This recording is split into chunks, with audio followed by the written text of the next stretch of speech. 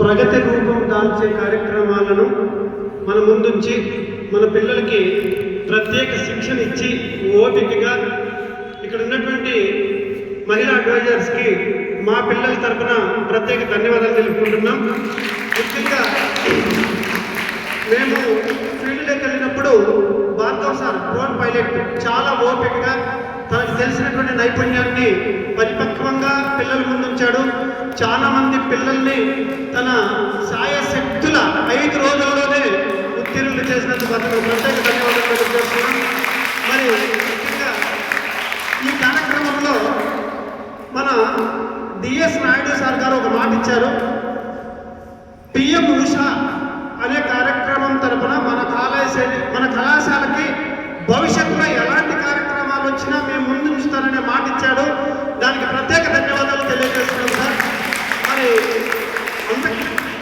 ఈ కార్యక్రమానికి ప్రత్యేకమైనటువంటి శ్రద్ధ వహించి మన వైస్ ప్రిన్సిపల్ సార్ గారు మనం ముందుంచినటువంటి విషయాలన్నీ మరొకసారి మనం స్మరిస్తూ ఈ కార్యక్రమాన్ని మన కళాశాలకు తీసుకొచ్చినందుకు మన కళాశాల ప్రిన్సిపల్ మేడం గారికి ప్రతి ఒక్కరి తరఫున హృదయపూర్వక ధన్యవాదాలు తెలియజేస్తున్నాం. మరి ఈ 5 రోజుల శిక్షణ పూర్తి చేసుకొని ఈరోజు మన కళాశాలలో సరే ఇంకొక విషయం, ఈ 5 రోజుల శిక్షణ కాలంలో మన కళాశాలలో బాటనీ డిపార్ట్మెంట్లో సాంకేతిక నైపుణ్యంగా అక్కడ ప్రతి ఒక్క డిజైన్ చేసినందుకు సార్ గారికి ప్రత్యేక ధన్యవాదాలు తెలియజేస్తున్నాం.